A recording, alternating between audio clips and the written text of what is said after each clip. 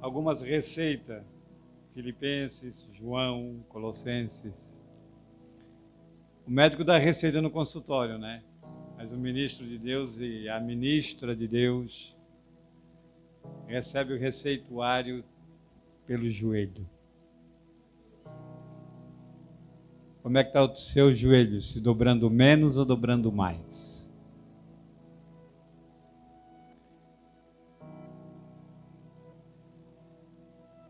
Aqui, em qualquer lugar, é o lugar de falar a verdade. Aqui tem duas famílias. Em qualquer instituição religiosa, tem duas famílias. A família que vai, a espiritual, e a família que fica. Jesus não falou isso pelas 10 virgens? Como é que você está cuidando da lâmpada da sua casa? Ela fica piscando e acendendo, ou você mantém a chama para ela ficar acesa? Porque se ela apaga, existe escuridão, então há trevas.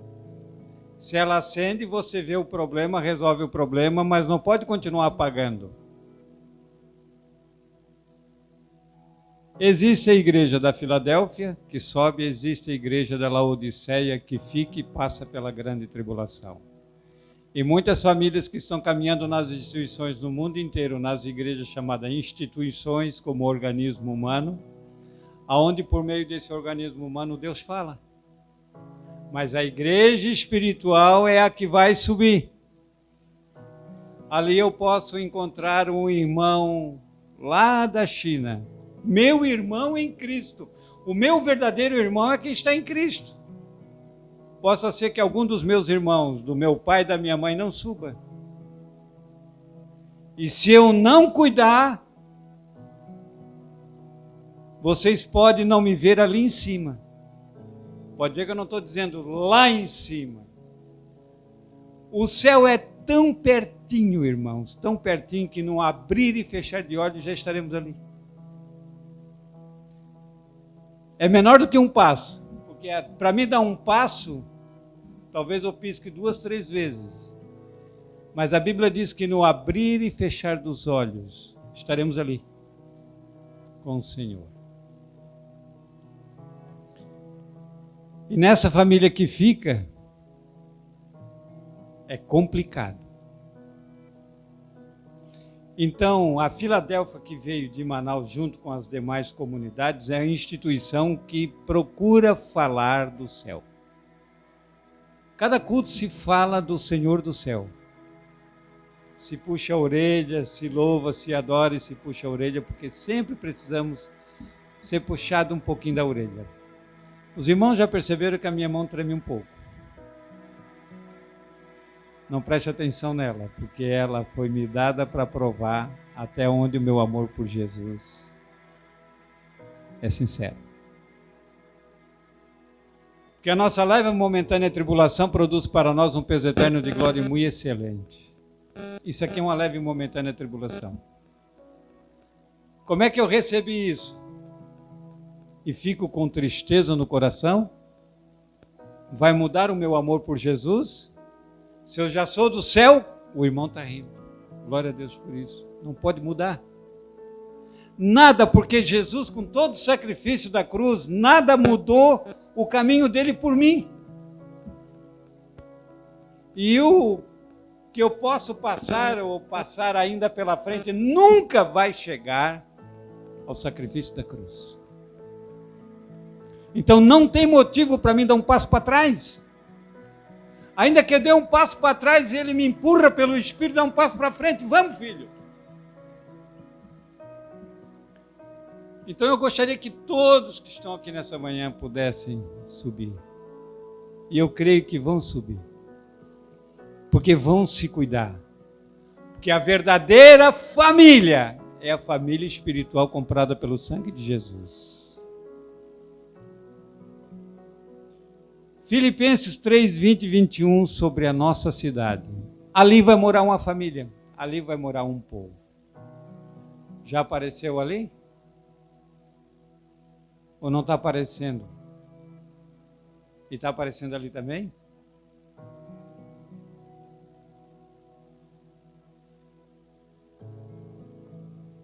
A nossa cidade, porém, está nos céus, de onde esperamos ansiosamente o Salvador, o Senhor Jesus Cristo. É ou não é uma família celeste comprada da terra? Quem é que vai morar ali? É a família espiritual, fora dos padrões humanos, provada e redimida na terra e glorificada com Jesus no céu. O versículo 21, que pelo poder que capacita a sujeitar todas as coisas, se transformará, bate assim no seu corpo.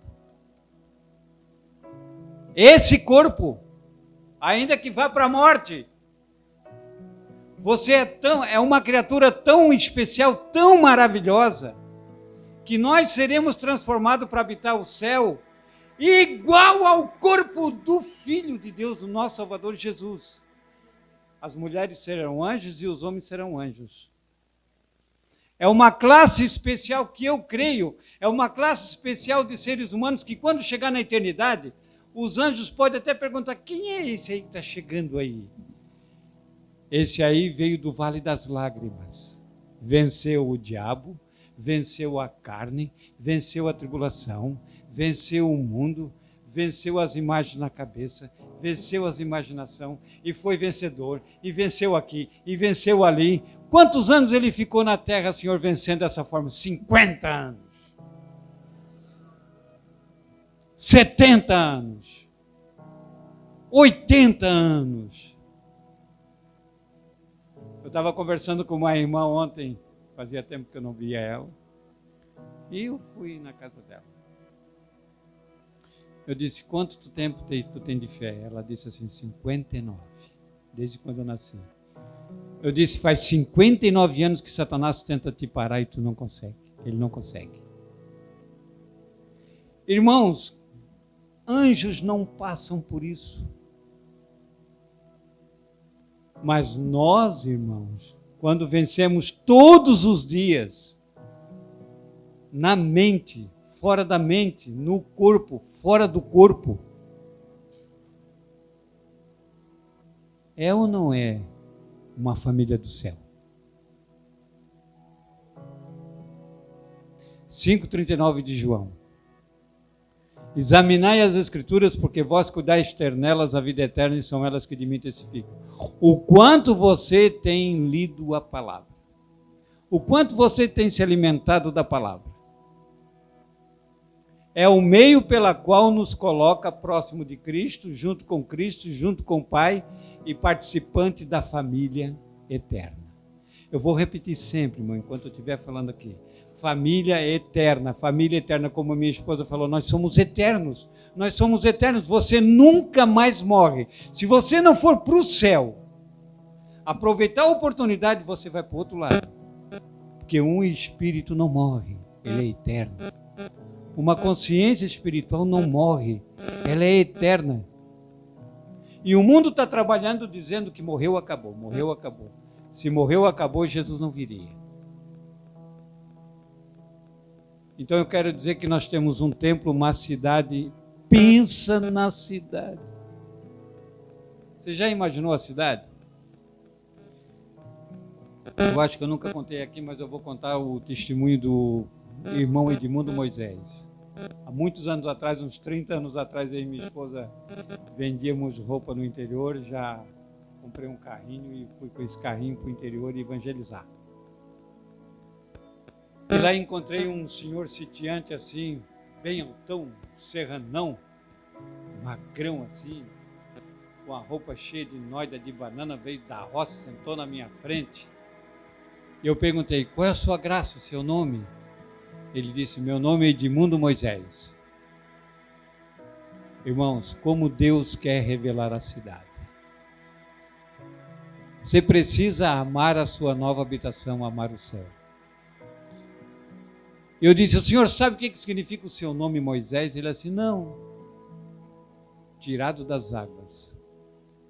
Ele era presidente do Sagrado Coração de Jesus da Igreja Católica. Fazia todas as novenas e missas no local, de toda aquela região. Um homem muito conhecido. Fui parar na casa dele, saí de Criciúma, fui para Santa Rosa do Sul, no interior, assim, no pico das montanhas. Onde é que eu fui parar? Quando a gente é dirigido pelo Espírito de Deus, a gente não sabe para onde vai, nem para onde vem, e anda como vento. Deus é um Deus de surpresa. Às vezes pode trazer alguém e nos levar. Ele acabou aceitando Jesus depois de 2 horas de conversa. Aí depois de um tempo, muito tempo atrás, ele disse assim, queria ver meu pai na fé. A importância de você marcar a vida das pessoas com a palavra de Deus. Elas não vão esquecer, se você for puro e genuíno, com amor pelas almas, você vai marcar a vida daquela pessoa, ela vai vir para Cristo por causa da sua palavra, do seu testemunho, você vai ser participante da eternidade dela, e quando você chegar na glória, você vai encontrar aquela pessoa lá. Você vai encontrar, e ele vai te encontrar, vocês vão se abraçar, e vão olhar um para o outro e dizer, vencemos em nome de Jesus, tu está aqui também, que bom, por toda a eternidade seremos irmãos, com um corpo glorioso, sem enfermidade, sem doença, sem ruga, sem velhice, sem remédio, Jesus, misericórdia, quanta bênção da cidade celestial que nos espera da verdadeira família. E uma parte dessa família vai passar pela grande tribulação na mão do anticristo, que está lá no capítulo 6 de Apocalipse, a multidão de mártires que pagaram com a própria vida. Não tiveram a liberdade de chegar em casa, sair de casa com carrinho, de ônibus, a pé, de bicicleta, participar da comunhão, tiveram que pagar com a vida. E muitos estão partindo hoje, não estão encontrando a eternidade. E aquele irmão se converteu e como era um grupo assembleiano lá naquela região, no terreno dele se formou uma igreja de 2 pisos. E ele, durante todo o tempo que ele servia a Jesus, ele ficava na porta, apertando a mão dos irmãos, bem-vindo, e despedindo com a chave da igreja. Um dia ele disse assim, estou com tanta vontade de ver meu pai na fé, e eu demorei lá. Mas eu não imaginava que ele estava tão doente. Aproveite as oportunidades, irmãos, e procurar nunca ferir um ao outro, porque pode ser a última vez que você pode ver ele. A gente não sabe que a morte pode bater, um acidente, qualquer coisa. Estamos protegidos, mas muitos irmãos estão partindo. A gente, meu Deus, um acidente. Meu Deus, uma doença. Meu Deus, uma tragédia. De vez em quando a gente está vendo alguém conhecido partindo tão novo. E você poderia ter a última oportunidade com ele de abençoá-lo ou machucá-lo. E o irmão Moisés, eu não fui a tempo. Quando nós chegamos lá, eu falei com a minha cunhada Isabel, eu e minha esposa, falamos com ela e fomos para lá. Chegamos lá, encontramos a casa aberta, sem ninguém, e esperamos aqui um pouco. Veio a esposa dele. Veio a esposa dele e disse, ele partiu, e esperou tanto pelo Senhor. Ele ficou 2 anos com um câncer, e orando para curar. Um dia ele disse assim, a partir de hoje eu não vou comer mais. Não quero mais me alimentar, porque eu não quero mais viver nessa terra. Irmão, ele escolheu o céu. Lutou para poder ser curado. Não foi curado, então ele aceitou a situação da partida dele. E a esposa dele disse, por que tu vai fazer isso, homem? Tu não vai comer mais, por quê, irmão? Por quê, irmão? Tu não pode fazer isso, tu vai enfraquecer, tu pode ficar mais doente. Não, não vou comer mais, eu não quero comer mais, porque eu quero partir. Por quê? Tu não está pensando em nós, sei lá o que, aquela guerra. Ele disse, é porque eu vi a cidade. Eu vi o meu lugar, eu vi o meu lar, eu quero ir embora. Irmãos, há um lugar muito, muito, muito lindo que transformará a nossa vida. Eu estou com dificuldade de expor a palavra, de tão grande que nos espera, porque aquilo que o olho não viu, o ouvido não ouviu e não subiu ao coração são as coisas que Deus preparou para o que eu... Imagina a beleza das vestes reluzentes que nos cobrirá por toda a eternidade, a família celestial. E a família que está se formando pela Filadélfia é o meio pela qual você vai para o céu. Então você precisa continuar aprendendo e se mantendo na posição de filho, porque a qualquer momento também seu coração pode parar e você partir. Lá em casa a gente sempre se alimenta. A morte não é um problema para o crente, nunca deve ser. Nem um terror, mas ela tem que ser um troféu, porque é por ela que você vai encontrar o rosto do Senhor Jesus. Já pensou aquele rosto meigo? O leve sorriso do seu semblante, amoroso, de justiça, de amor e paz.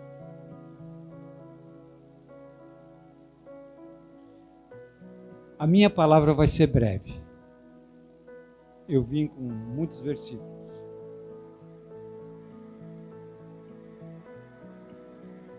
Mas a única coisa que eu estou tentando falar para os irmãos é sobre o céu.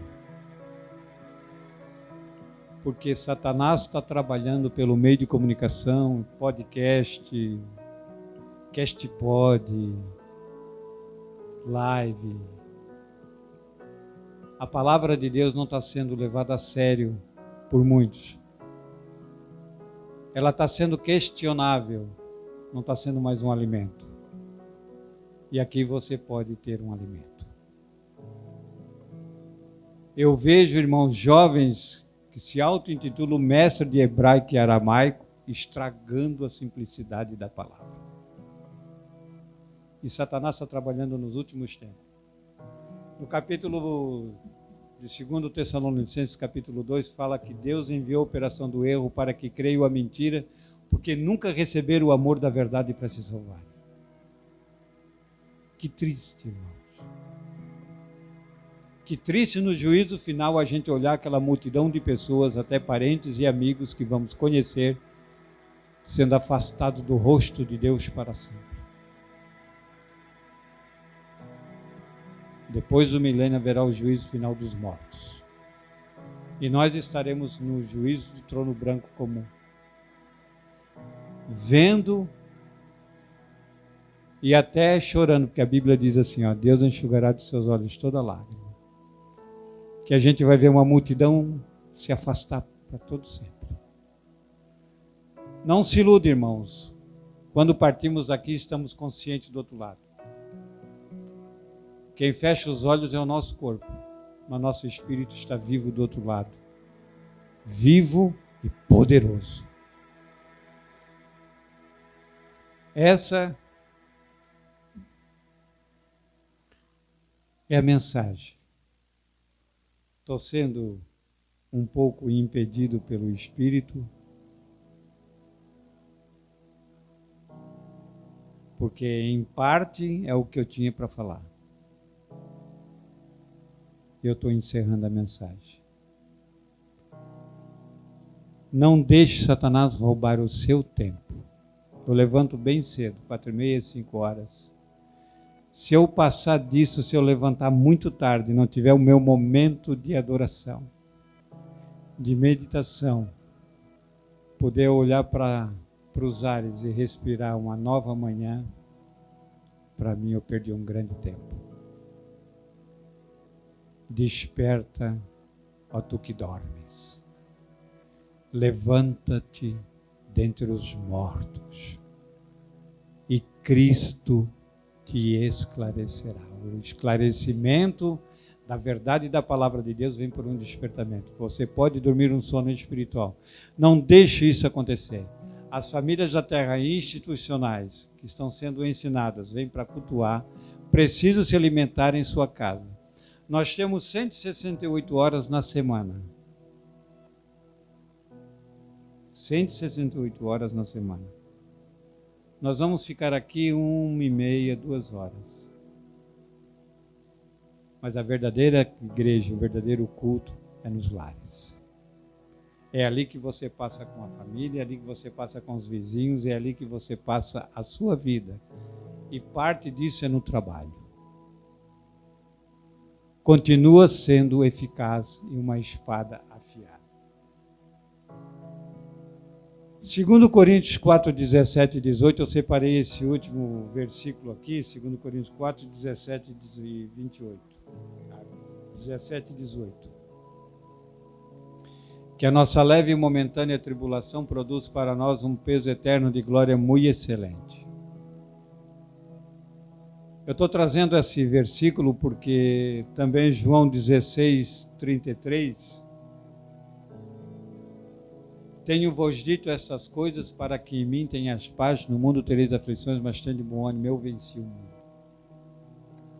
A Bíblia não promete uma prosperidade sem sofrimento, não promete um caminho do céu sem tribulação. Um povo não pode chegar no céu sem tribulação. No meu caso, com isso que apareceu, como é que eu vejo Jesus? O mesmo amoroso irmão querido que há 42 anos ele foi lá e me trouxe. Isso aqui não pode impedir a minha adoração, não pode impedir que eu viva triste e não pode impedir que eu continue crendo que ele pode tocar na minha vida para me curar. Se ele não me curar, está escrito que essa leve e momentânea tribulação está produzindo para mim um peso eterno de glória muito excelente. Quanto mais tempo eu passo adorando, mesmo com pouca dificuldade, mais a glória e o peso da glória que me espera vai se revelar na eternidade. Não se ilude, irmão. O caminho do Senhor tem espinhos. Tem rosa, tem aroma, tem espinhos. Mas a verdadeira família se forma no meio desta família. Se eu for, quando eu partir, antes de alguém daqui ou de alguns meus amigos, eu vou dizer para Jesus que os demais estão a caminho. Amém, irmãos? O céu é o nosso lugar, irmãos. Digam comigo, o céu é o nosso lugar. Minha verdadeira família. Vamos aplaudir a Jesus, é isso que eu tenho para a glória de Deus.